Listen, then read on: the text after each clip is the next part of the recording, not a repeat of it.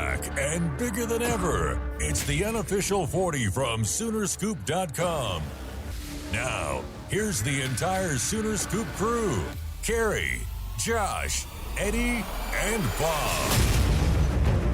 All right, welcome back. It is the unofficial 40 podcast from Soonerscoop.com as we are ready for some college football recruiting. It is Josh McQuistion's time to shine once again this time of year.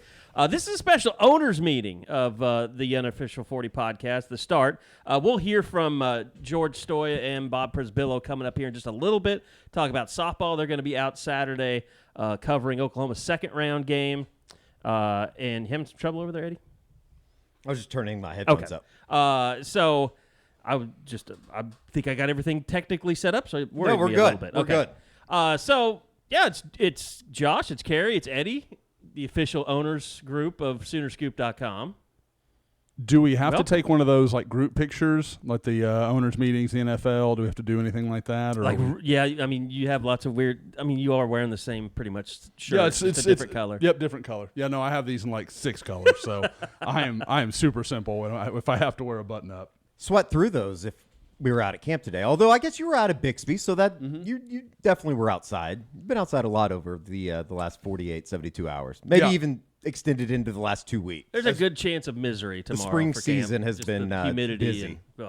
And, I feel like tomorrow's the day. We've been pretty lucky so far. I've talked to coaches, and I mean it was this way in Houston while I was going around to practices down there. I've been really lucky. I haven't had that 97-degree just melt your face kind of day yet. So it's got to happen. I mean, we've got 4 more opportunities, so at some point Eddie and I are going to get screwed here. This is going to happen. But, no, like breeze has been good. There's been some cloud cover. There was a point during the one-on-ones yesterday over at the OU football camp that I was like, it's really pleasant out here. Like the cloud cover had come over. It kind of got almost like not cool, but it was just very pleasant outside.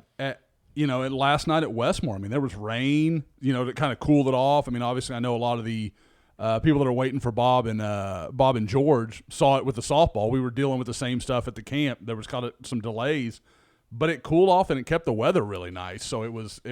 I can live with all that. I know everybody hates the rain, but as a guy that has to stand out there in it sometimes for 8 hours, that's not bad. As long as it's not like that soupy feel where you have to go back out after it rains, that's when it's terrible. Well, and again, and that's part of it is you live in Houston as long as I now have. Like, yeah, that's just normal for you. It's just I don't even notice that anymore. And I remember the first year I lived down there, I'd be outside mowing the yard and going through like 4 bottles of water, trying not to die out there. And now you're just desensitized. Josh, I wonder if we should have do we need to have like preparatory meetings for Eddie in things that he's going to experience, like things that I'm going to do to drive him insane like I do with you in terms of like expense reports and things like that? Yeah, there probably should be some sort of boot camp. Like there's going to have to be some explanations of like, this is the way it gets done. But I mean, Eddie's worked with you a long time. Like Well, here's the problem. You're the problem. He's not the problem. You're the problem. Because Eddie, now as an owner, you get kind of some say in this, I would say. Mm-hmm. Actually, he doesn't have owner. He doesn't have decision-making abilities. He's just an owner. So, Eddie, you are fantastic about like not turning in like all kinds of expenses. Like you never asked like, you have anything to turn in? You're like, nah. No, I don't really have anything. I drove to Dallas last week, and I kind of look at it this way: like I'd already be doing that anyways. Yeah. So it doesn't really. It's the same thing with like food. I'd be eating. I would turn in every bit of food I eat. Yeah. There's no question. See, I probably should. No, don't. I'm worried about the bottom line. You're an owner now. These are the things you have to worry about. I would prefer that George and Bob don't eat. So I would say probably for a good 5 years, Josh started turning in like food and his expense reports, and I just let it go. I was like, it's fine. But here's the thing, like, and I finally asked him. This was my way of passively aggressively. It was so passive aggressive. I said, so when you're working, when you're not working, are you eating food? Generally. Yeah, and you're like, yes. Yeah. I said, well, so if you weren't on this trip right now, you would be eating food. Yes. But you're charging yourself for the food, basically. You would be eating anyway. the thing is, like, and don't give me this. Well, if I'm at home, I can eat so much cheaper. you can. You can, but I bet you don't. Not anymore. Not in that guy's economy. Not my economy. No, I mean, we eat at home 4 or 5 nights a week. Like, we don't eat out a lot.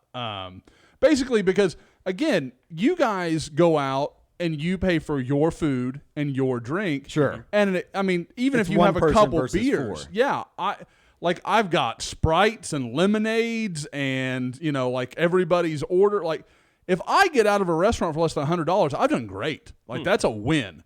At home, I feed the girls some fruit. I feed them a thing of Kraft mac and cheese, or I can feed them for $3 out of my pocket. To be fair, same for me though. $100, you can get in and out of mahogany very easily for $100. Now you want to go that route? Absolutely. Again, because also it's not just them.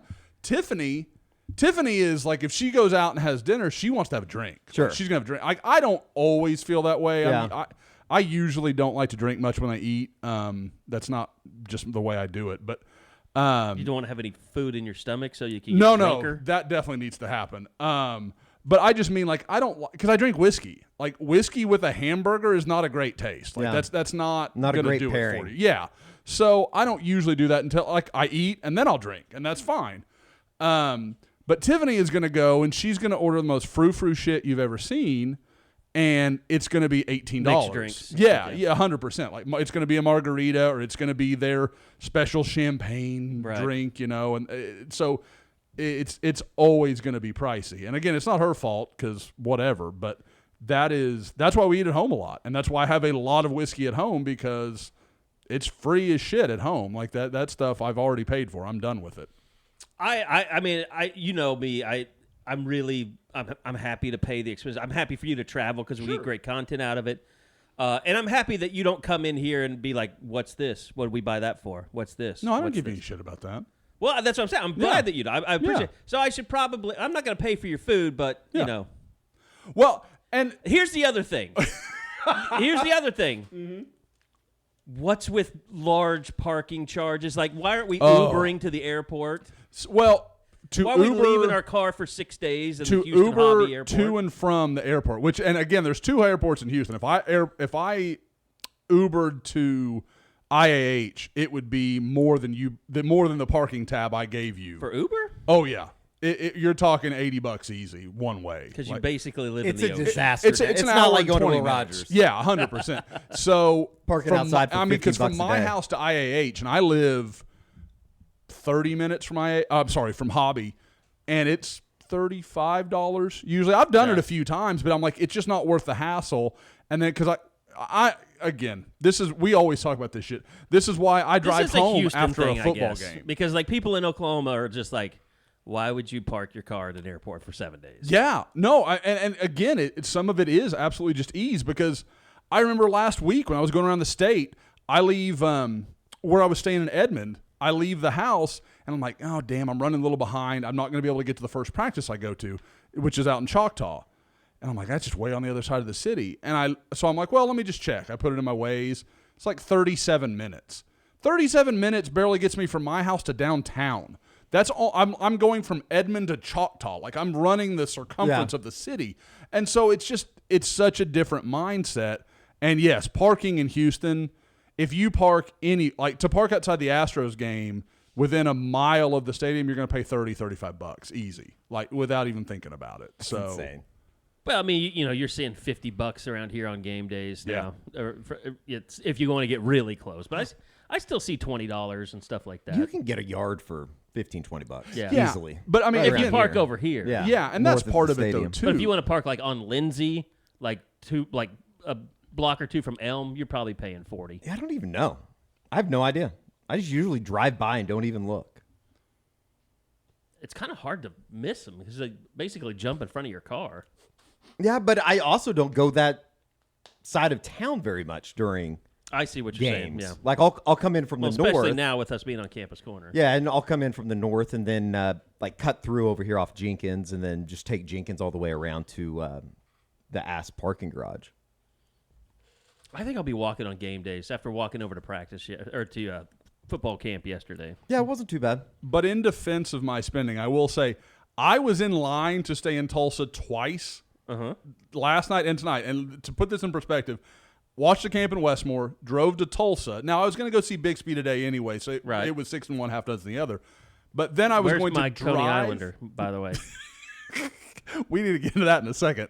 I was going to drive back from Bixby team camp, drive down here, do the pod, drive all the way back up 44 to come back to Norman to do the team camp because hotels in Oklahoma City are obscene. I looked at them. When you told me, I looked at like $500 for a downtown hotel. I mean, and nothing. We're not talking Skirvin or even anything that nice. No, like just airport courtyard was like $270 or something like that. Well, there was one that I saw. It was like $215, and I was like, and I told Tiffany, I was like, well, okay, what I'm going to do is I'm gonna bill it for like $150, and I'll eat the other $65 just for the convenience. Like I'm just gonna do it that way. Oh wow. Yeah, no, I mean really, I mean I try to be mindful. Cool. I really do. At the same time, so I go to click on it, and then it's like $374 plus tax. I was like, what the hell just happened? You had to stay like 3 nights. Yeah, it was some weird deal, and so it just didn't work. But yeah, so that's been we've had weather and travel talk so far. This has been hot. Oklahoma City's overrun with softball fans. If nobody knows. And I've told you guys, I got off the plane yesterday and went over to the rental car line.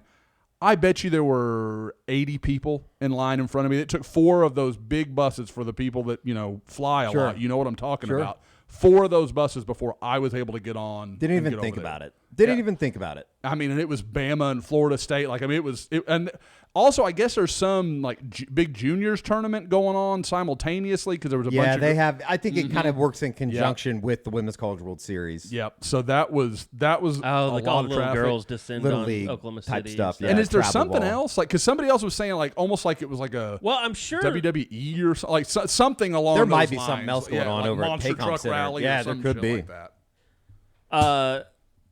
Okay, so it is. The one great thing about this week is just that there's so much going on. There's football. There's softball. Players are now back doing their workout programs. Like I was walking over to camp the other day. I saw Andrew Rame walking out. It looked like somebody had just hit him with a shovel. Like you could tell he had just had a hard workout. Saw Danny Stutzman again. Just blew me off. Did not talk to me. Just like at the hospital where I was accosting players. And he looked like he had a pretty tough workout. So, do you think he was just waiting for an apology? Is that what's going on for your accosting? I think he's waiting for a job. I think. Give me a call, Danny. We'll talk. Yeah. But the great thing about it is, all this stuff going on. You're in and out. You're all over. You've been all over the state for the last couple of weeks.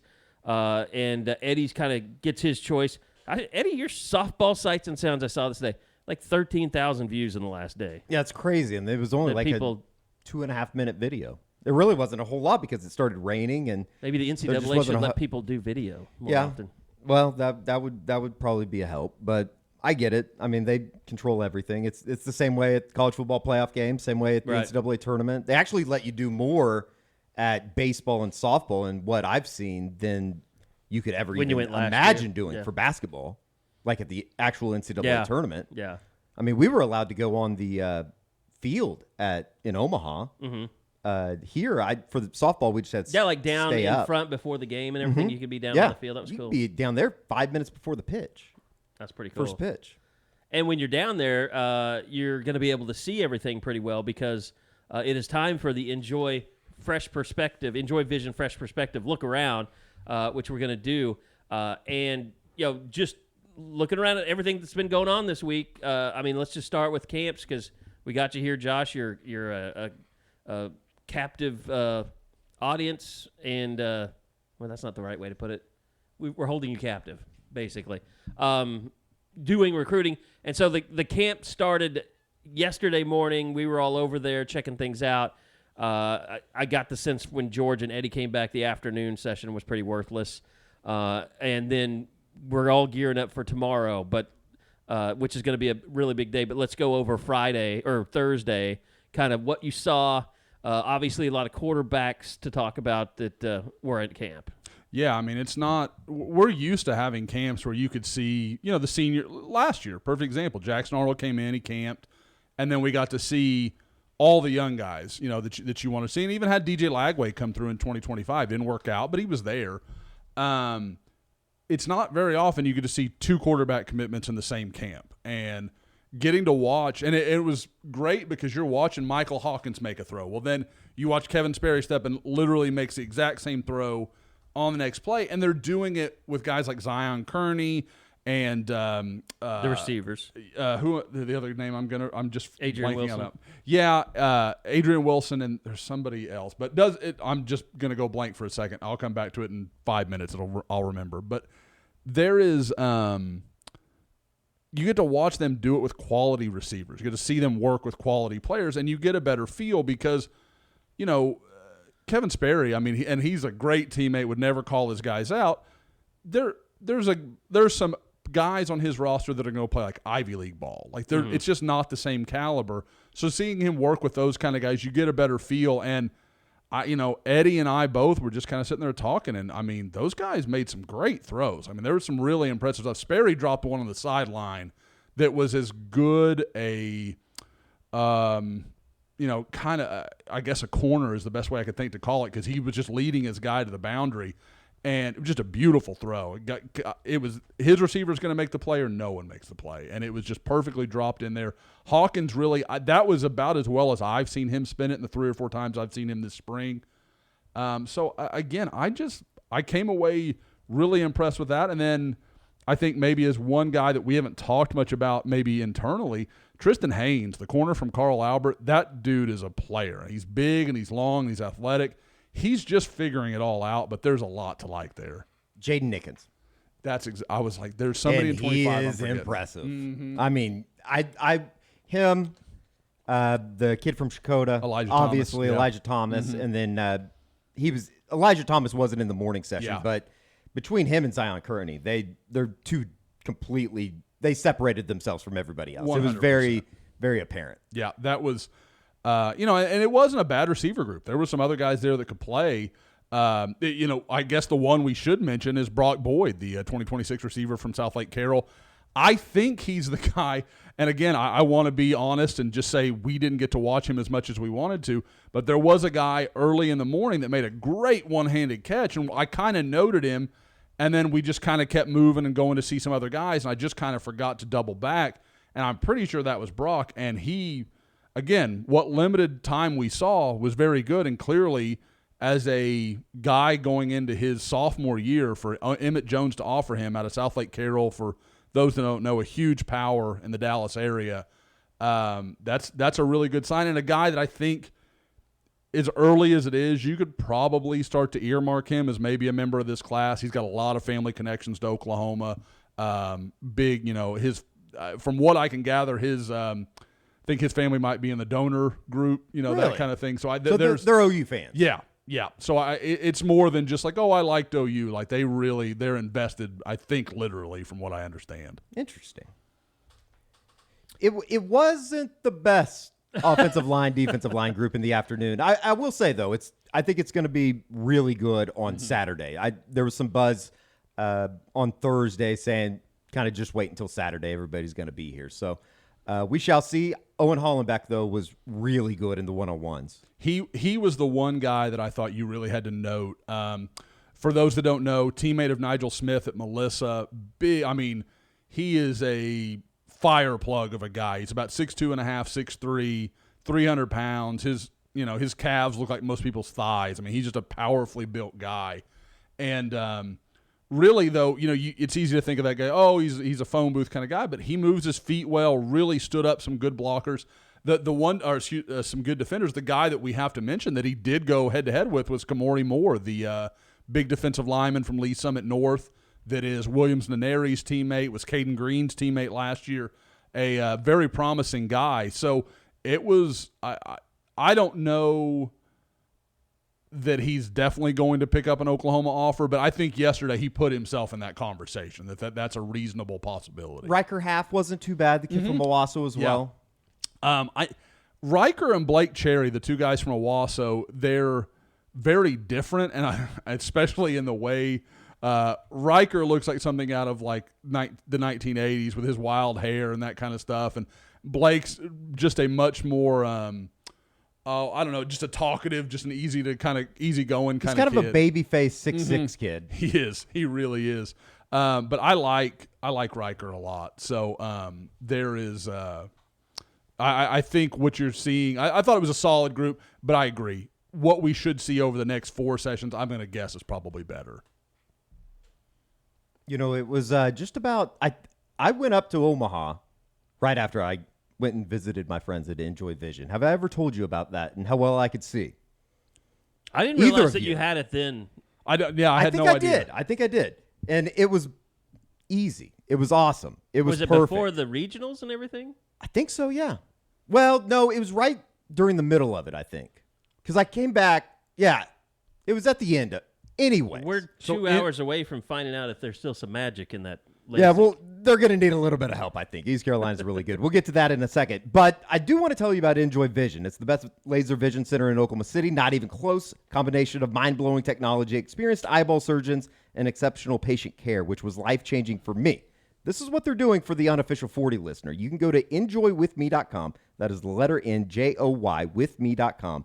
Use promo code U40 if you're interested in LASIK. $400 off. Enjoywithme.com, promo code U40. This is where you LASIK. All right. Thanks to Enjoy Vision. And Josh, you know, and it's things that we've talked about before, but, you know, just kind of watching the coaches work. I mean, having current players out there coaching guys. I mean, not really big names or anything like that, but, I mean, the effort that's going into the camps and the energy that you see. And I mean, Brent, you know, he was all over the place that Thursday morning. I mean, he was out. You know, there wasn't a lot of defensive guys at the camp, and not really anybody for Brent to schmooze on or, you know, kiss their butts or anything. But every trainer and coach and whoever was out there, like, he was making the rounds. And then, you know, he was in with the offensive guys quite a bit, just, you know, getting to know everybody and stuff. But, I mean, he really, I would say he's kind of old school in that he still believes in the camp model, which is kind of cool to see. Oh, 100%. I mean, and that's something that it's kind of two ways you can look at it, because the first, I would say, Brent gets it. Like, you're right. He goes and talks to everybody. I mean, even yesterday afternoon, we saw him. He's talking to a family behind us with J.R. Sandlin. They're just kind of making the rounds or making sure they JR follows him everywhere. Yeah, he goes. Yeah. J.R. is clearly his director of operations. There's no doubt. He makes sure the trains run on time. But then, you know, beyond that, he also is a guy that I thought this year you could tell there was a much more orchestrated idea of what they were doing. Mm-hmm. Like, I felt like last year Brent was all over the place, and it was really hard for him to be where he needed to be, and kind of like they were trying to jump around, especially at some of the camps like we're talking about expecting over the next few weeks, where they're going to have a lot of guys he's got to eyeball. That's harder to do. You've really got to maximize your time and make sure you see everybody you need to see. But the thing I love is Brent just loves football. Like, he was just sitting there watching the O-line, D-line yesterday. He's watching Bill give advice to Owen Hollenbeck and Riker Half and some of those guys we talked about. He's watching Miguel and go through some of his stuff with the defensive lineman, the Josiah Hammond kid from Will Rogers that was there. So you can tell he just likes being around it. Like, it's just, you know, and I don't think anybody that's watched Brent will find that as revelatory or anything. I mean, he clearly is a guy that loves the sport. But, again, Eddie and George leave me at probably 3:15, 3:05 yesterday. Probably. At almost 3:45, And Brent they had got back to the office, like, you know, and we were had like, been sitting in the office for watching quite softball. some time. We had, like, watched a full half inning. And Brent was still talking. And they had left. He'd begun when you guys left, hadn't he? Yeah. So, I mean, he went for at least 30, 35 minutes talking to those kids. And I think for a lot of those kids, that's the most they're going to get out of it. But that's cool, man. They got to say they sat in there and had that. I mean, because we all know there's places in Oklahoma that would pay a lot of money to have Brent Venables come talk to them, you know, some kind of white table event. So, well, yeah, I mean, it's interesting you say that because, you know, as a kid, I would go to, you know, baseball camps at colleges and stuff. And, like, all throughout my career, like, I remembered, you know, them telling me this about this or that, or, you know, to do this, you need to be this. Like, a lot of those kids are going to carry that with them for a really long time. Oh, I remember going to an OU camp and Vern Rule was teaching pitching. And I thought that was the greatest. I knew he was the man. Like I loved hearing everything he could tell me about pitching. So I was always into that. I always heard so it was the most expensive camp to go to when I was growing up was Oklahoma State camp. And it was pretty like Barry Switzer would only show up for photo day during his camps back in the day. But like Gary Ward, basically, you were an assembly line to him. He was just like, next. Like, he was notoriously He was using known it for recruiting even before people knew that you could do that, right? Probably so, yeah. But, you know, he was the hitting guru back in the day. So you know, something that you pointed out yesterday afternoon, Josh, that I thought was kind of interesting, I hadn't thought about it, was just how many support staff are out there nowadays. Like, it is wild. Everybody. And, I mean, it's all the way down to coaches' families helping out and stuff. Their kids, like, running the concession stands. Every person that's part of the university is out there helping in some way. Yeah, or within the program. And I thought it's interesting, too, that, like, all of the new guys are the teachers. Whether it be Walter Rouse working with offensive tackles.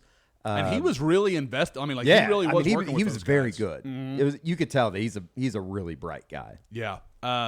The guy that I really enjoy watching with, because he did it last year too. He's not a new guy.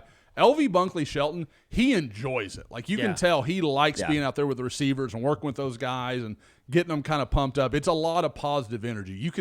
I could very much see a world where he becomes a coach someday. Like sure. That seems like that fits him. Jackson Arnold was out there working. He wasn't working with the older guys, but he was working with the younger guys. So Carey yesterday, and Carey, we didn't talk about this. You compared him to Woody Harrelson in Natural Born Killers. Yeah. I thought it was more of a Brad Pitt Fight Club kind of look. I can see that. I can see that. That was kind of the vibe he was putting off to me. Either one, you know, hey, that's a marketable guy. That's fine. I'll take the pressure off of you this time, Josh, but I thought he looked magnificent.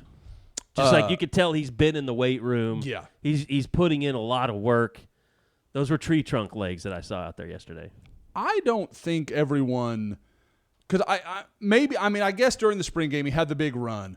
I don't know that everybody in high school appreciated the athlete that he is. Like everybody's – you know, he won the Elite 11. They knew he could throw, all that sort of stuff. But he is legitimately a – genetically gifted athlete. Like, I mean, he's not just like, oh, he tries real hard and he runs that. Like, he is a guy that absolutely can make some big plays with his feet. He's starting to get a little thick, too. Like, in a good way, too. Yeah. You can tell that he's working out. Yeah. Well, I mean, you think about it, like all the quarterbacks that OU's had, as much success as they've had. I mean, I'm trying to think. Like, Landry was a really tall guy, but, like, Sam Bradford was the last, like, just big in stature kind of. And he wasn't thick, but, you know, he's very tall. Like, it's always surprising to be standing up next to Sam. He's somewhere, like, talking about, like, Jackson, he's somewhere in between, like, he's not as tall as Sam, obviously, but he is. I think he's kind of a combination like Sam and Jalen. What about Rhett Bowmore? Thick. Not yet. There's a comp there. I mean, like, in time. Yeah. Like, in time. I mean, Rhett was taller, though, for sure. Yeah. What would you say? Rhett was a little shy of 6'3", maybe? Like 6'2". I was going to say change. 6'2.5". Yeah. Something like that. But Rhett was, you know, like at this. I think of them as seniors, and I think they're I think Jackson's a better athlete. Jackson's though. a much better athlete to me than Rhett. Like, you know, they were trying to do the Northwestern stuff. I mean, that's why he was, you know, here. Kevin Wilson, the offense he ran at Northwestern, and you know, he was running that in high school with his dad and stuff. And I just remember, like, with Rhett, I was like, oh, he's not really like those, you know, zone read guys I saw at Clemson or West Virginia. Like, he's not that quick twitch kind of guy. Like, no. And he got ran down. I remember him getting run down and stuff, and it was just like, Jackson is a much better athlete. I can already say that without question. Oh, but I would say he's more like a lesser version of a Jalen Hurts to me. Yeah, I'm trying to. So as Jalen's an athlete, just so big though. Yeah, he's really big. I looked up Bomar. It said Bomar ran a 4.7 at the combine, but I don't know that he went to the combine. Is my only, like I'm wondering if that was a home testing. Okay. I mean, that's pretty good, but like he got drafted by the Giants or signed by the Giants. Yeah.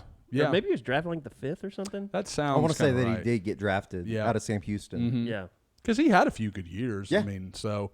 That's ancient history, though. I mean. Our pod listening age is like, I never saw Rhett Bowmar play. I don't know what you guys are talking Kiddies, if I can draw it in and make it make sense, because you know Jackson Arnold won the Elite 11.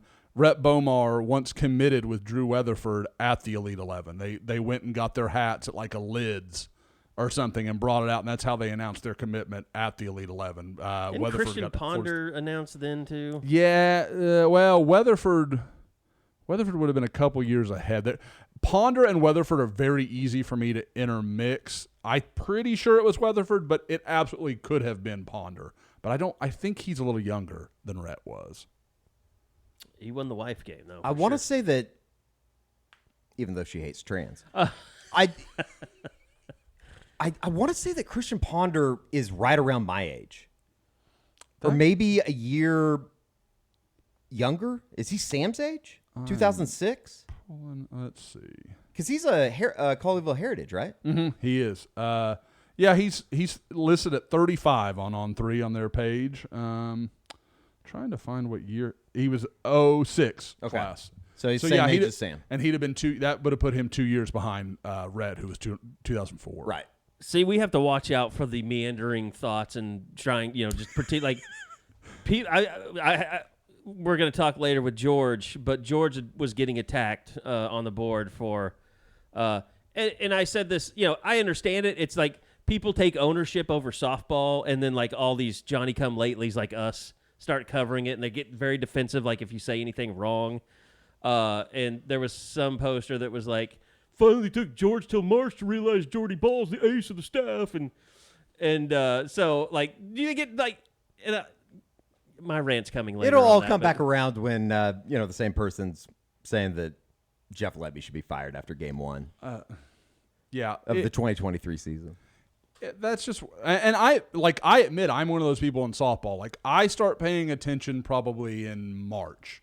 Like I start really tracking it, and and again, really comparatively to some OU fans, it's not that. Seems like a disservice to your daughters, but whatever. Well, I mean, they do love to watch. They're big fans. Now they were big Jossie fans. Lainey loves because I was like Eddie and I just bought her time. bat on company. I don't think the dollars. company can afford the bat. Truly. Did you know? I mean, she had a bat release party with Rawlings the other day. Mm-hmm. Guess how much a Jocelyn Aloe bat costs? And this might be the going rate for bats, and I'm so far out of that game right now, I have no idea. You wouldn't bat an eye if it was for a driver. It's more than a driver. I'm going to say it's more than I would pay for a driver. Not that much. It's $450. Oh. But for a bat. Yeah, I mean, I'm trying to think of it. Like when I was I remember paying like $100 for a bat and thinking that was. But this is where we're at. I mean, it's like just $200. They know parents are going to pay for trainers and all this stuff and to get a scholarship, and so now bat prices are through the roof. And it's the same. It's the same people who are like, oh, prices of everything. Well, no, it's the market. You buy the shit, they'll keep making it. They wouldn't put it at $450 if they didn't think they could sell it. They couldn't sell it, exactly. And every girl, largely in the state of Oklahoma, that can afford that bat's going to buy that damn bat. There are the world of softball, and even more so. I was talking to somebody about this last night. Just baseball in general, high school baseball, quote unquote little league baseball. You don't play league play anymore. It's basically if you're travel. It's travel ball. You go play on the weekends. You don't play at Putnam City Optimist or PCAA. Like they still have those leagues, sure, but that's kind of like what I looked at as the why.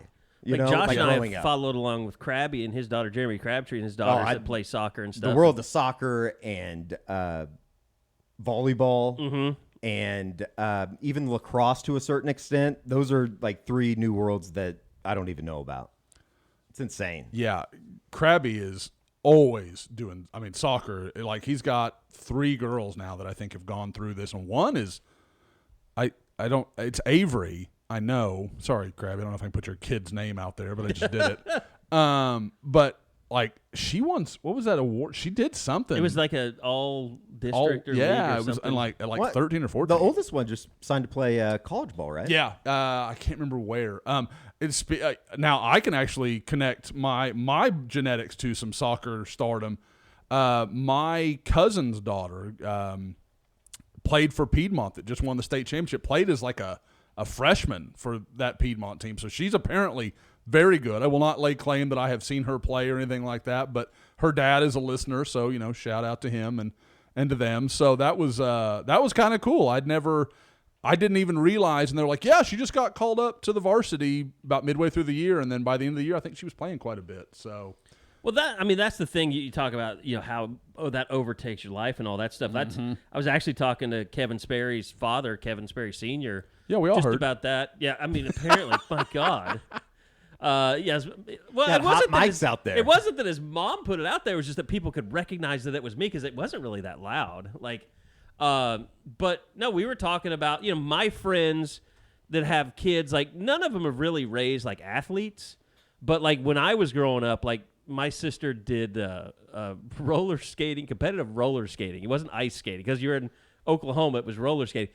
We would travel all over the damn country doing that during the summers. really, But it's like, in all the baseball that we played in sports, it was like, that's the coolest thing about these parents. Like, I know there's always the bad stuff and people are crazy and you get to deal with plenty of people that are like, my kid's got better stats than that kid. Why is he not ranked a 4-star?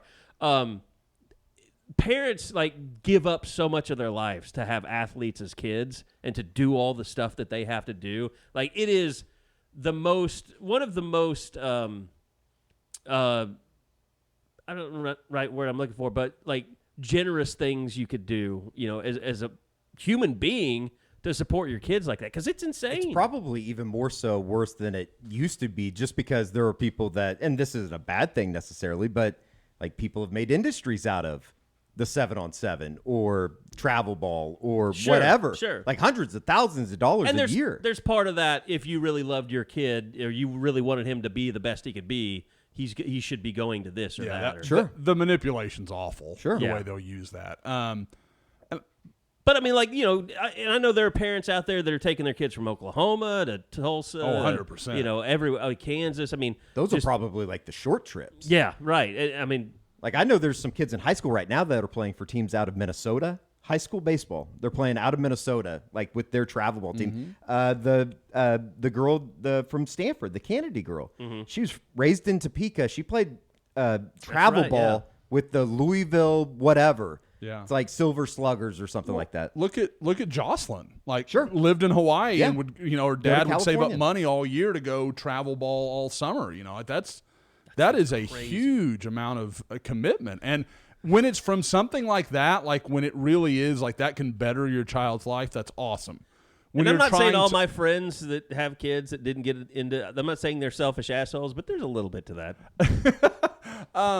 there is, for me as a parent, like I probably have seen the bad so many times that I'm overly cautious about like I'm not going to push them to do something they don't want to do. So I probably go too far in the other direction. And so there's times when I have to remind myself, like, it's okay if they've got to, do something extra, that kind of stuff, that's the way that goes. But Well, I think we got into that because of the Zadavian Sims stuff and just talking about Sean and just about kids don't realize when they do that about backlash. Like, they never think that they think it's all fun and games and it's all going to be like everybody's just going to be like, oh, he didn't pick our school. No, people are going to come after you if you dangle stuff in front of them and then they feel like that you screwed with them.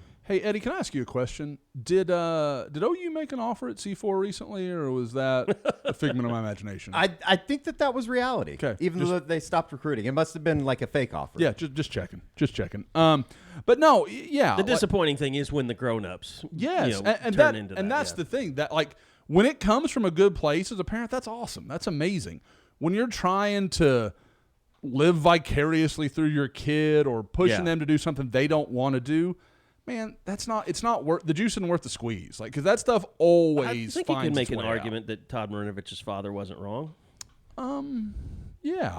Yeah, he seemed like that was. I mean, Never said that about Casey Anthony. because I've he heard was definitely stories. most wrong. I mean, he was a jerk. Like, I've heard stories of kids that are like 8th graders, freshmen in high school, and they've never eaten like a French fry in their life because their parents. I'm like, ridiculous. let them be kids, man. They're still kids. Yeah, They're that's not a little crazy. robots. It's a So little I mean, much. yeah, like, and again, they want to go because there is a point when they are old enough to make that decision. Like, okay, we want to go.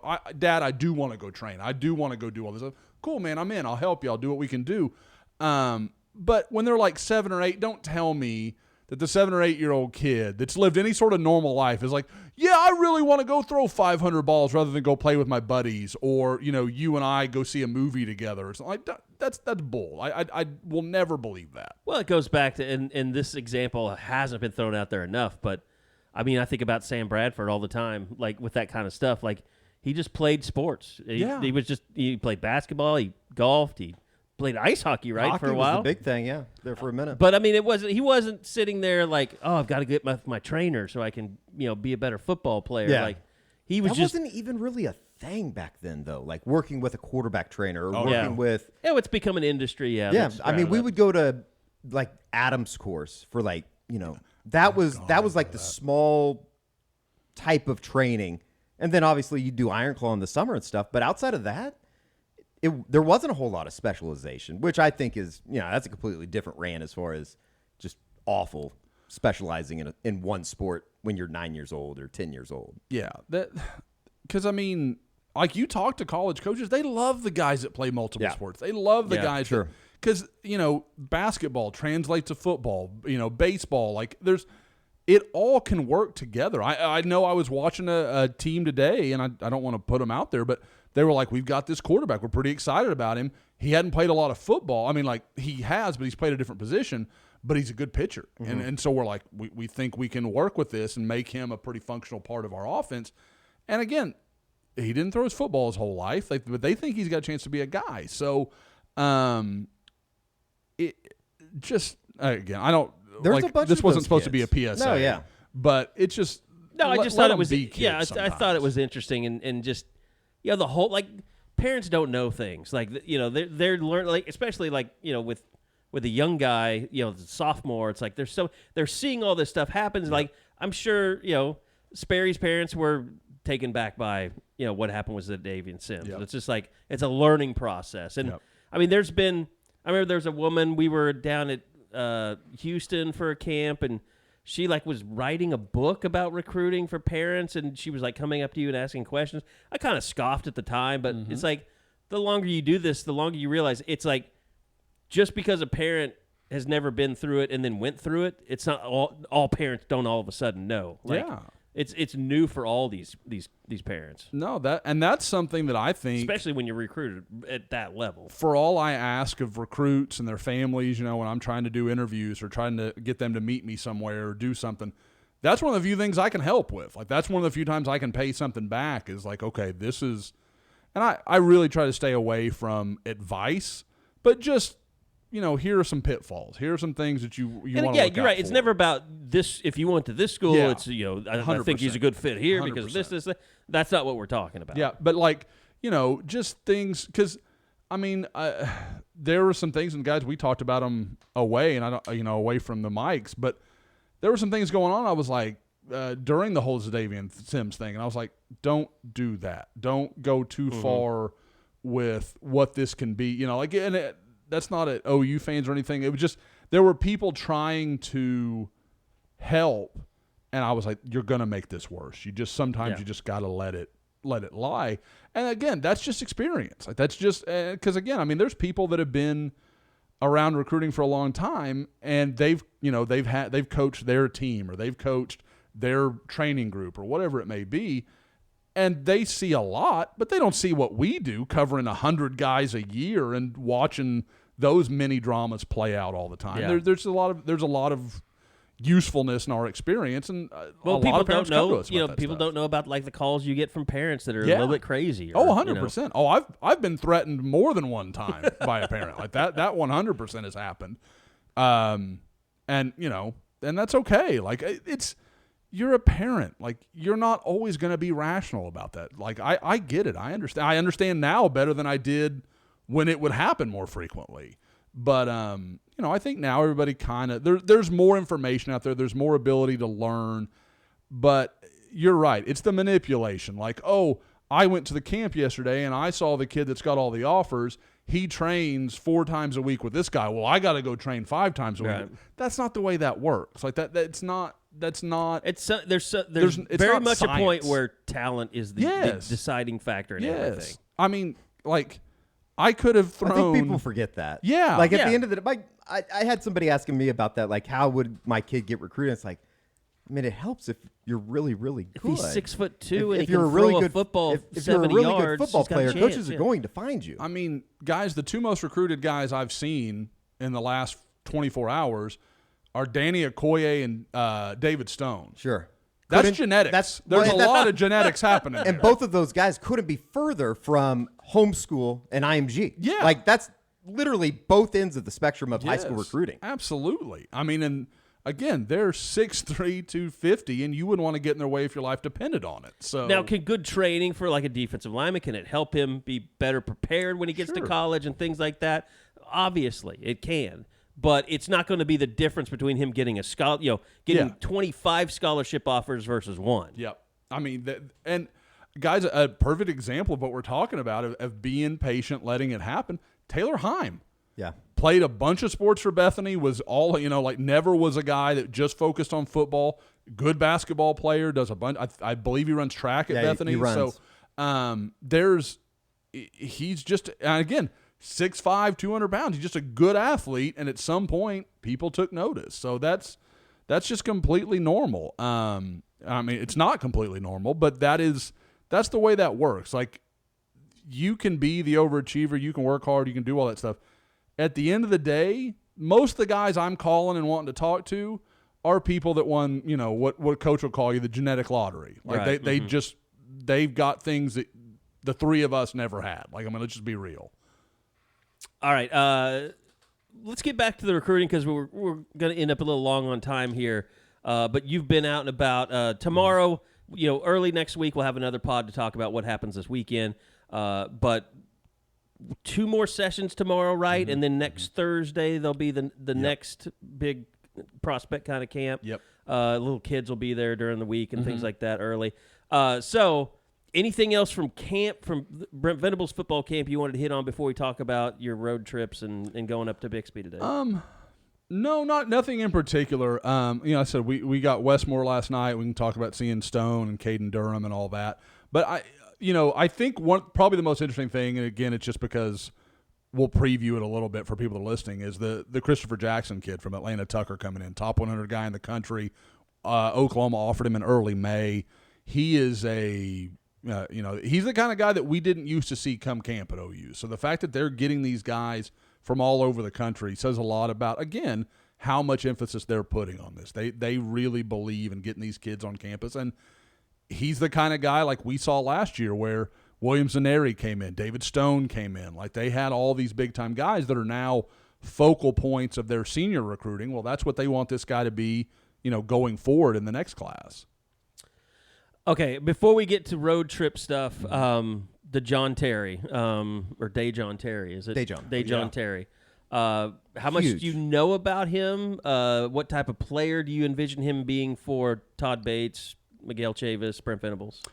I've got to think that they see him as that big bull inside that they just frankly haven't had. Like, I mean, this is a guy, if he can come in and pick it up, I don't see any reason that, like by midseason, he couldn't be a starter for that defensive line, because we know for all the bodies they have in there, they've got some guys with some athleticism. Jonah Lalu, you run down the names, but is there that guy that's going to eat up a center, like go against Kansas State and is going to sit there and hold the line? I don't know. I don't know that I see that guy. I feel somewhat comfortable watching him and Isaiah Coe next to each other. Like, that's a good defensive tackle group inside. I mean, the guy's listed at 6'4", 320. I don't think Oklahoma has a comparable body on their roster to that. Even if that's 10 pounds heavy and an inch tall, I still don't think there's anybody with like SEC experience. Yeah, absolutely. I mean, and put up, I'm not going to say like amazing numbers, but if you could pick that guy up in the middle of the summer, that's not bad. I mean, for a position that clearly needs help. And the thing, again, I guess I'm pivoting back to safe space because it's something I bring up a lot. The fact that they just keep adding bodies, in spite of the fact that there doesn't seem to readily be numbers to do so, I think that's a great sign for people that were worried, because we used to talk about it all the time with Lincoln Riley. They'd come in at 81, 82, 83, and you're like, what are you doing with these scholarships? Brent's going to have to take scholarships away because there's just not enough. And now, I mean, obviously it looks like Keon Brown's not going to be in, so that gave him a scholarship maybe none of us were expecting. But still, there is very much a feeling of survival of the fittest. Two things on Dejon Terry. If you want to still say that OU's not playing the NIL game, no better example than Dejon Terry. I promise you that. Two, I've heard the coaches feel like it's somewhere around a 3rd, 4th round grade. That's what he could end up being. And if that's the case, I think that's a major win for Oklahoma. So, like, I think it's a big deal that they went out and got somebody that adding this late that's going to come in and I think we all three think could be an instant contributor next year. Or this year. I don't see any way he's not a rotational guy from day one. Right. Yeah. And I wouldn't be surprised if he ended up starting. Yeah. I mean, agreed. honestly. Agreed. And just the bodies. I mean, that you can't overstate how important a body that can play and not just a body that's practiced. George noted it's defensive line. They've added, 5 in Dejon Terry, Jacob Lacey, Davon Sears, Rondell Bothroyd, Trace Ford, 2 linebackers, Deshaun McCulloch and Connor Neer, and then obviously Reggie Pearson. So they've, it's pretty obvious what they wanted to go out and get in the transfer portal. And Connor Neer, I continue to hear the kid from Ferris State, I wouldn't be surprised if he starts at middle linebacker, is what I was told, which is insane to me. And I don't know what that means about the guys that they already have on campus, but supposedly they are very, very high on him. This is that time of year you wonder how much of it is, kick somebody in the butt type thing. This guy's going to come take your job if you're not ready. But at the same time, he feels like a Brent guy. He makes you watch him on tape because with Terry, there's not a ton of tape to go see, at least not easily findable. With Neer, there's a lot out there, and you can really watch him go. And that's an instinctive guy that just gets it. He plays like Brent Venables wants his mic to play. And guys, there's a part of me that just thinks it's really hard for Brent to hand over the mic to a guy like Jaron that just has so little experience. Well, think about how many times, every time he talks about Jaron, he says how far he's come along and then reminds everybody that he never played linebacker in high school. Yep. And I think that when you've got a guy that we've all watched for years be so meticulous about that position, I don't know, I don't want to say it's like a pride thing because that's not why you make that decision. I don't think that's what's to do with it.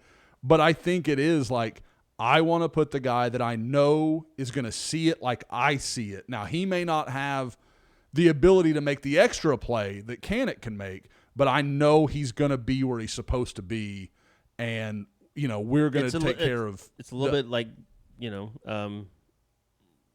why can't I think Aguebu? I mean, very talented, but wasn't sound from a defensive standpoint. And if you had him, again this year, and you had this guy, then you'd probably be like, well, they're going to go with somebody else just to get rid of him. Yeah.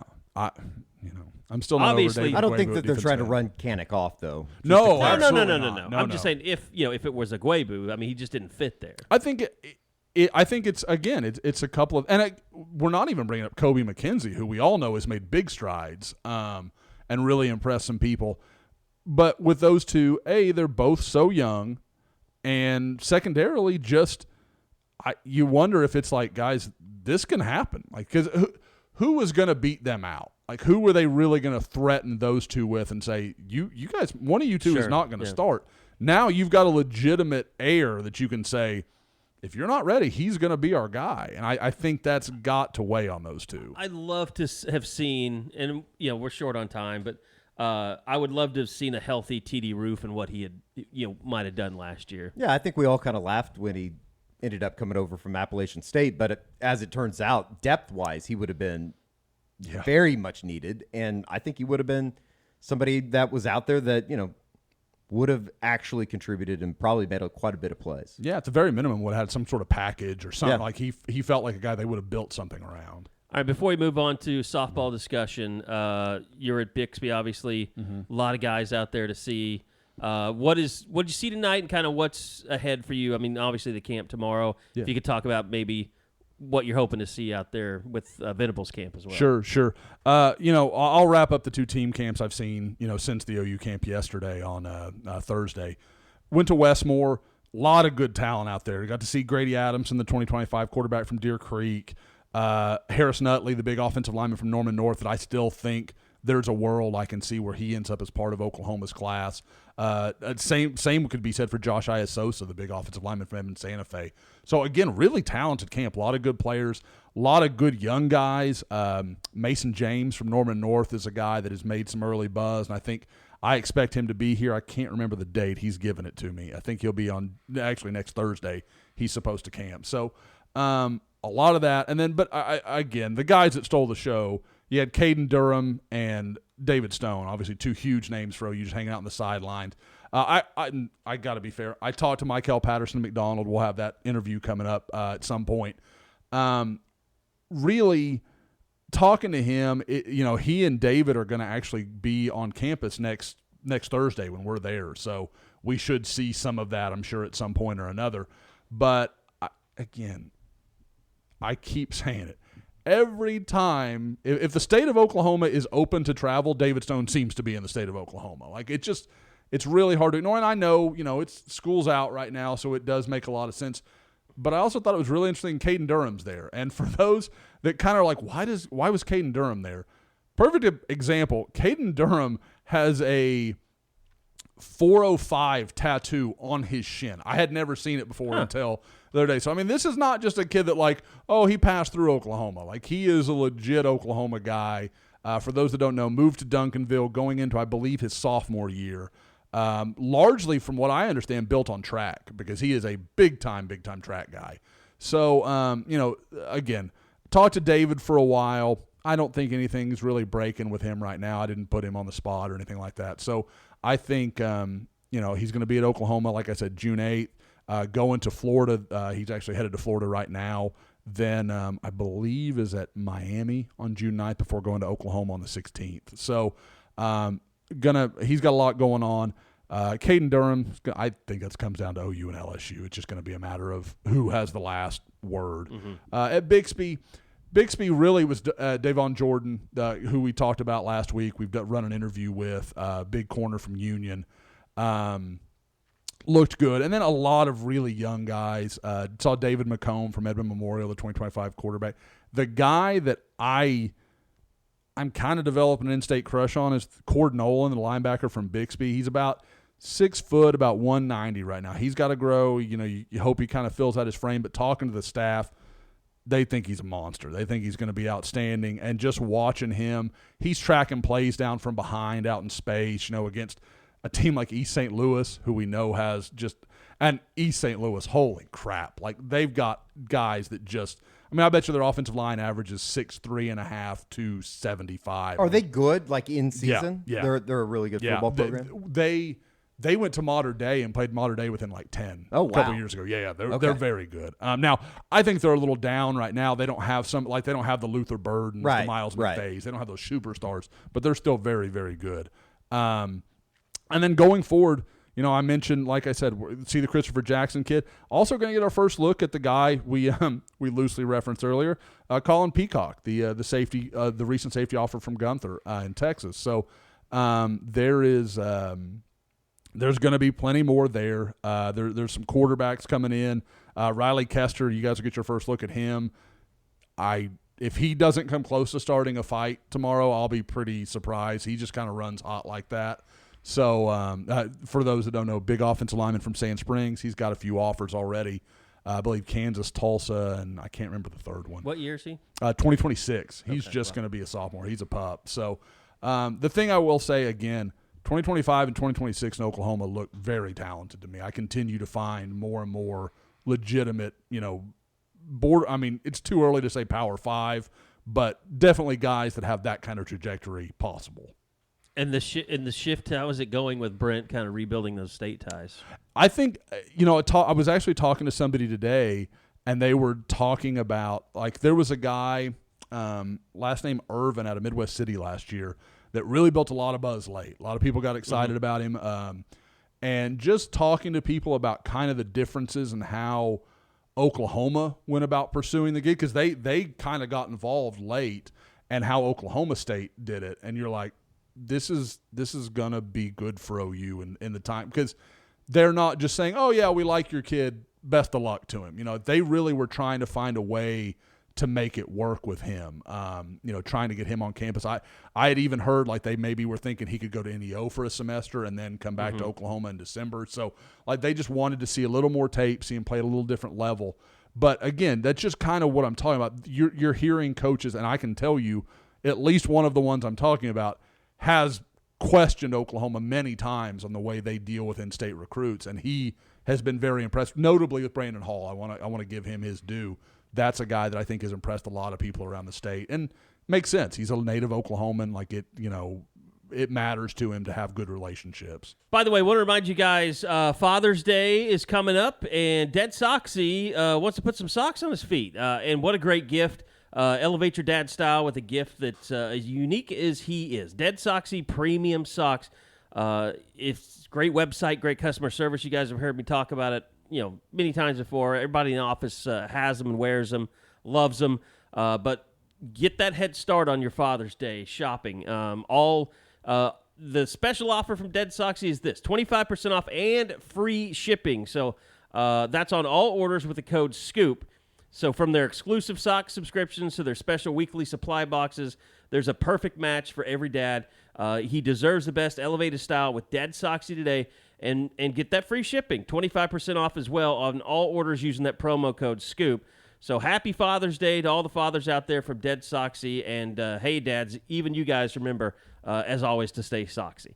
Okay, it is the softball portion of the podcast as we bring in Bob Przybylo, our softball beat writer, and George Stoia, who has been around the softball team more and more and is going to be out at Hall of Fame Stadium coming up on Saturday. And, of course, the Sooners will play on Saturday, Bob, because Jordy Ball finally got to have, you wrote about it yesterday, got to have her Women's College World Series moment that she didn't get last year because of the injury, and what a day it was going up against a really special pitcher on the other side. Yeah, Jordy was magnificent, and what stood out more than anything is, because they were just going punch for punch. You're 0, you're scoreless through 2, 3, 4. So when OU took that lead, Jordy took it to that next level. Made sure Stanford never had a chance in the 2-0 victory, finishing the game in style, striking out the side in the 7th inning. And I didn't know if it was going to be Jordy. There was a part of me that was saying, you save Jordy for Tennessee. Save Jordy for Tennessee. Just get through this one. But showed you the respect Patty had for Kennedy. Yes, it really did. And it turned out it was probably the right call. The thing was, like, you weren't scared of Stanford's lineup. But as the game got on, you're like, OU's threatening, but they can't figure her out. And then Stanford's just going to punch one through, and the Sooners are going to have their backs against the wall again. But Jordy clearly just was not going to let that happen Thursday. So she gets the job done. Now we'll see if it's Alex or Nicole going against the Vols. Yeah, it was one of those things, like, from the beginning, Jada Coleman really set the tempo, and I know you wrote about that also in the notebook, but she went up there and went, 12 or 13 pitches deep. She went 10. She went 10. Tiare went 11. So she went 21 pitches in the first two batters. But just showing, Kennedy that, like, we're not going to just let you bowl us over. Like, we're going to come up here and fight every time we have a bat in our hand. And it spread throughout the lineup. I mean, everybody, I think it was to the second time around till somebody really, I think it might have even been Coleman that just basically whiffed, 3 times. Because she was at 52 pitches through 2, and then she got 74 through 4, and it looked like maybe she was finding her groove, and then Alina Torres finally broke it. It's like, all right, there's the first hit in like four innings. Now let's get things going. Riley Boone comes up big. Jada Coleman has the only RBI producing hit of the entire game, and it's like, that's all it took. And then she was at 5 innings and 99 pitches. They made her work. Is that going to be the best pitcher they face all tournament? Maybe Sandercock for Florida State. Sandercock with the Seminoles. You're going to probably have Rogers with Tennessee. Like, I joked about Tennessee not getting the run rule when they were up 10-2. They sat out Rodgers in the 5th, 6th, and 7th, and that ended up why they didn't get the run rule. But you got to think you go 4 innings Thursday and have a day off. She's going to be ready to go. But, yeah, I mean, those feel like those are the two you're going to have to go through. If you're going to win it, those are the two teams I think we all think you're going to have to go through as well. Well, the World Series went through a rain delay last night, so they still have Washington and Utah left to play today. I've seen, a little bit of Washington, a little bit of Utah. Washington was a team that was down 6-0 going into the 7th inning in their super regional to McNeese, and they exploded in the 7th inning, top of the 7th, I think it was. But what I'm thinking is I've seen all these teams. I think it's pretty clear Oklahoma, Tennessee, Florida State is the class of this tournament. Yeah, I mean, that's – again, and Bob can probably speak to that a little bit more than I can, but it definitely seems that way. I mean, Tennessee's an interesting team, I think, on Saturday because they do have good pitching, but they score. Yes. I think they have the second best offense in the country right now. Mm-hmm. They put up 10 runs on Alabama, who's a really good team as well. So I think Tennessee could really, give OU a run for their money. I mean, I'm not saying they're going to lose because it seems like OU just continues to find ways to win, whether they're losing to Clemson or, they're facing a really good pitcher in Stanford. They figure it out every game. But Tennessee's going to score, I think. And it's going to be interesting to see who Oklahoma pitches on Saturday. I think it'll be Nicole May. And maybe we see Jordy come in partway through. I don't know. So maybe we see Storako. But then I think Florida State looked dominant last night against Oklahoma State. So I think it's those 3 teams are the teams to beat.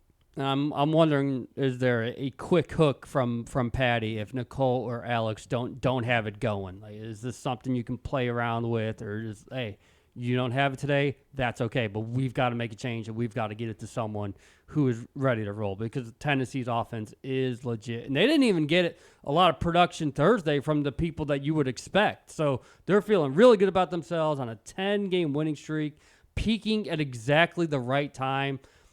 Maybe Florida State ends up being 2, but it feels like at this moment, these are the 2 best teams that have been playing during the last couple weeks. I know Storako has not been stellar lately, but I just feel like Nicole May starting is not the right move. I just don't think Tennessee is too good on offense. She doesn't have just elite stuff. She's more about changing speeds and things like that. And maybe that works, but I don't know. I think Storako has a little bit more, giddy up on her fastball. I just think that she'd be more difficult for Tennessee. I think velocity is always the best, way to err. I mean, you could always start Jordy. I mean, I don't know why not. I mean, you get a day off. That's why they did this. Yeah. And I don't think she would not go 7. But you could start her the first 3 innings. That's a good point. There's no reason there's nothing that says that you have to start any other pitcher. Yeah. Jordy Ball is your ace. I mean, she proved that. And you've seen it through the years. Patty's done it with, and I know she said she doesn't ever want to do it again, but she did it with Paige Parker. She did it with G. Juarez a few years ago. You've seen OU ride one pitcher all the way to the championship. I don't think that's what they'll do, but I would not shock me if they put Jordy out there to start the game. With the day off, your goal is to get to 2-0, to get to the championship series. I mean, that's the most important thing. So, well, then we just play Mondays. So. Yeah. Here's the other thing that we haven't talked about, and Bob and I were talking about it before the pod. What if the game gets pushed to Sunday because of the rain that's supposed to come on Saturday? Right. That's what. Then all of a sudden, then you I think to go with Jordy. Yeah. Yes. Yeah. I think you get that extra day. I mean, that was a season high that she threw against Stanford. I mean, she brought it. There's no doubt about it. But we've talked about how these pitchers have been well rested the entire time, and that's absolutely the case.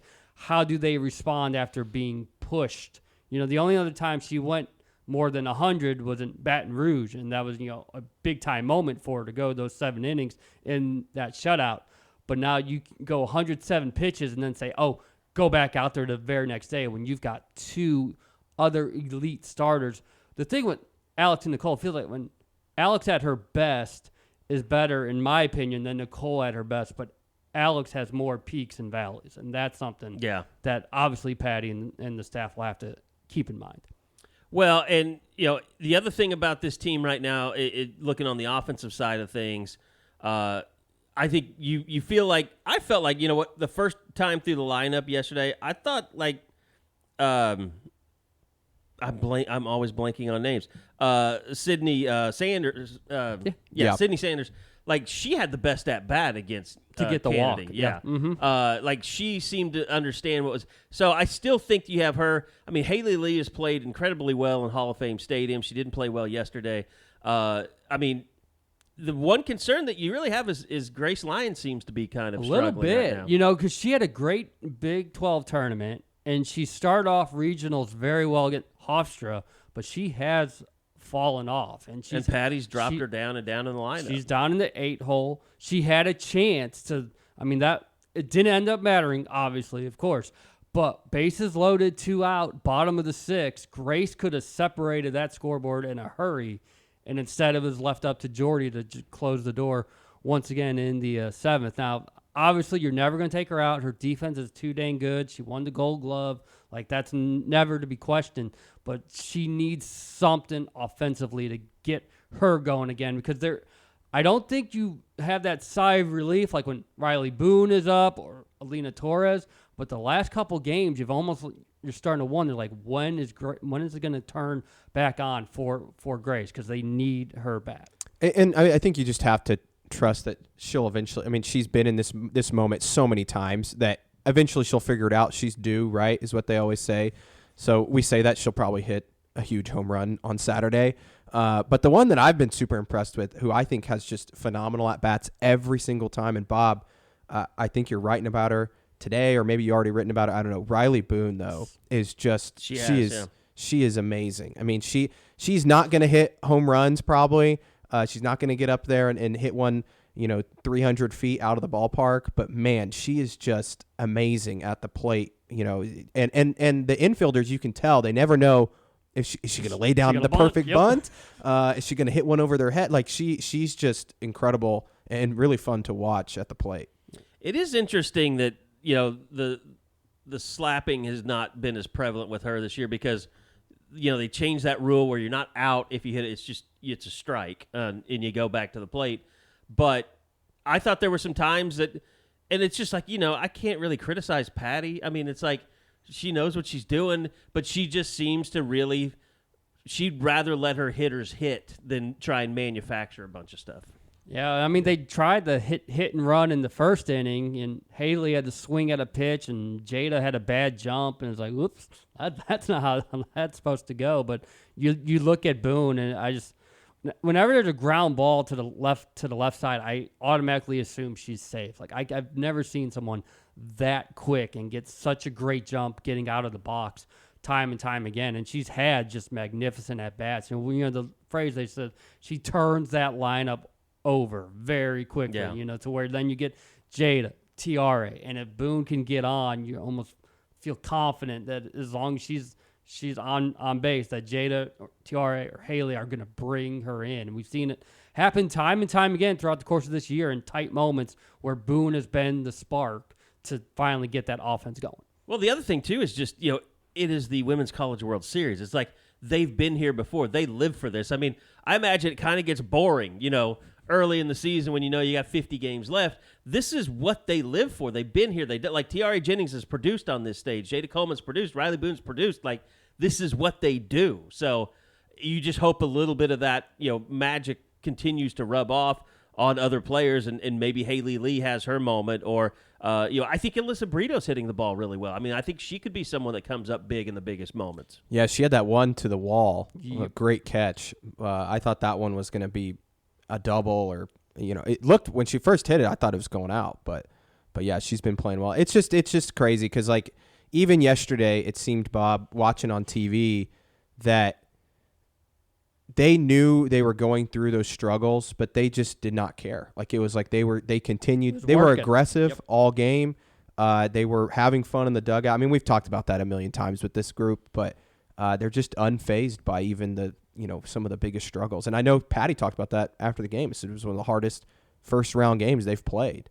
You think it was like maybe some of them came back like from that Clemson game, and they're like, we let that redneck guy dominate the broadcast. Like, we should maybe, because their dugout seems like they were not active during that game. And then all of a sudden, they talked about it on the broadcast yesterday, just like how talkative that dugout has become. Yeah, and that's something Haley Lee and Riley Boone, they bring it to the table like every single pitch, and that's why they talk about always staying even keel, and that's like part of it, because they have the same emotion whether they're up 10-0 or it's scoreless, and they haven't been able to figure out the opposing pitcher yet. They keep that same intensity, that same positive vibe, and eventually there comes a moment where that powers through and makes something happen. Do you think we'll get any big Donahue moments on Saturday? She had some rough moments yesterday. She did. She one was a difficult play, but she fumbled away a fly ball that gave Alabama their first 2 runs. She got picked off at second base, and the next batter hit a home run. Not picked off, but she got thrown out stealing. But there's got to be, is there, I guess just to dive into it, she's playing shortstop now. Correct. Obviously, she wanted to play shortstop at OU, and was that where the rift came from with her and Patty? Well, then it was Boone was playing better. Yeah. You moved to left, but Boone's better than you, and you have to And she was sitting accept on the that. bench, Yeah. and she didn't handle it well. Where, like we've said throughout the course of this year, other players have accepted a lesser role and just being ready when Patty wants you to do something. Mackenzie's like, I've earned this right before. I'm America's sweetheart, basically. I think I should be there. And so, but yeah, and the shortstop thing is interesting because that's something we talked about. Pat, I think we talked to her about it like in March, but like how many shortstops she recruits who end up in different positions because no one's better than Grace Lyons. Yeah, you're not taking You're over the not shortstop taking from her Grace spot. Lyons. Yeah. So you need to figure out what other position you're going to be able to play at a high level and still be out here because you're not playing short. And I'll be curious just to see that first at bat for Mackenzie and how she handles it and just the wave of emotion that I'm sure will be going through her. She did have one of the greatest catches ever in that stadium. She did? Yeah. Was Yeah. that was There's that no was that in the question. national title game or what?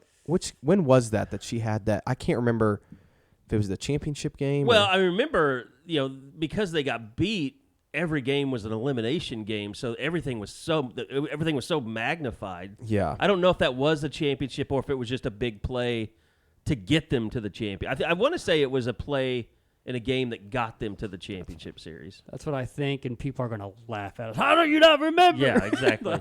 I don't. Someone was ripping on George last week because he's like, oh, it took him till March to figure out Jordy Ball's the ace. It's like, stop taking it so seriously. Like, it's everyone's team. It's not just your team. It's okay for a bunch of football guys Also, to fumble around and talk about softball. Also, maybe I'm totally wrong and I'll look like an idiot again for saying this, but I'm digging my hole deeper here. But correct me if I'm wrong. Nicole May and Storako each had phenomenal seasons where it was like at points we were like, well, maybe Storako's an ace, maybe Nicole May's an ace. Like there wasn't. Yes, I know Jordy is the all-star and she is. There's a level up above those guys that she is. But like my point was, it was last week. It was like very clear that she is on a different tier than everyone else, and that was my point. Right, But- because it's not potential; it's production now. Right. Like it's no longer like if Jordy's Jordy at her hits best. batters. She doesn't always have the most control. I get it a little, but yeah, she clearly has the best stuff. And if you need someone to get an out, she's definitely you want her in the circle over everybody else. But come on, it's just that attitude of like, he's stupid. He doesn't love softball as much as I do. Like, just stop it. Nobody's gonna want you at their party if you continue to act like that. Like, softball is yours and yours alone. Donahue, it was in game 2 against Florida State in the national title series. And Florida State, I forgot Florida State had won game 1. Won the first game, yes. And then OU won the next 2. Yep. Yeah, I'm thinking with the rain and everything and how crazy it's probably going to get by the end of the day, but yeah. Bob, kind of go through like how it plays out. Like you mentioned, they got to win one more if they get beat to Tennessee to get to the championship series. No. Well, unless it's No, they have to win Saturday, and then they'd have to win Monday, or the team that would beat them would have to beat them twice Monday back to back. Okay. Because But if they win Monday, are they not on to the championship? then they are. Okay. But they've got to go 3-0 during this set to get to the championship. Right. Okay. And if they lose on Saturday, Then they would have to play on Sunday, and then they'd have to win twice, and then come back Monday. Like this game against Tennessee is so huge. And so is there one bracket now is over on the other bracket on the loser side of things? Like, is OSU now over on that side? Like, how does that? Yeah, OSU is now on the OU and Tennessee side, I believe. Oh, this is where we're really going to get in trouble. I don't think that's right. They don't flip anymore? Let me see. I'm pretty sure the losers flip. So if, let's say, OU beats Tennessee, they will play. No, well, it'll flip after today. Like Stanford's playing Bama. Oh, it doesn't flip after the first game? No, it'll flip after. Oh, okay. Yeah. So whoever wins that game flips over to the other one. So like Kennedy could be pitching against Florida State. Yes. Okay. Yeah. Wow. So you could have the loser of Utah and Washington. I think that's good for will play OU the because Cowgirls. I think the best two teams are in. If they beat Tennessee and then they flip over and they would have to play Florida State if they won outright. Like if OU beat Tennessee on Saturday, and then Florida State keeps winning. And Florida State keeps winning. It's OU, Florida State in the championship. Well, what I'm saying is Tennessee, do they stay trying to come back to play OU, or do they flip over to the other side of the bracket? And I thought they the flipped. I thought they would flip over and go. My head is going to The explode. Seminoles. Tennessee, yeah. So if OU beats Yes. Tennessee would have to play the winner of Utah or the winner of OSU and Utah or Washington. And then But if OU lost, they would flip over. yes, and they would have to play the winner of OSU, Utah, Washington. And if they won that, then they would have to beat Florida State Oh my twice. God. Twice. Oh my God. Yeah, that's why like on our daily budget of stories, I can't put anything for Sunday or Monday because I don't know.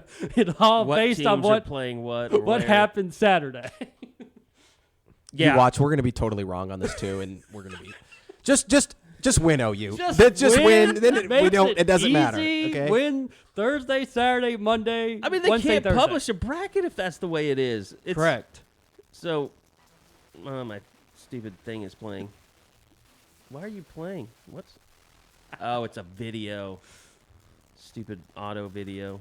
Shut up, ad. Okay. I was trying to look at the schedule on NCAA.com, but they got a bunch of autoplay ads on there. I guess I could just unplug shit. Be smarter. There. So now, anyway, my brain's never going to recover from that discussion. There's been Just win. It gets Just really. win. It does feel really weird though. It's like instead of just having like a set format that you feel like you can follow, it changes day to day.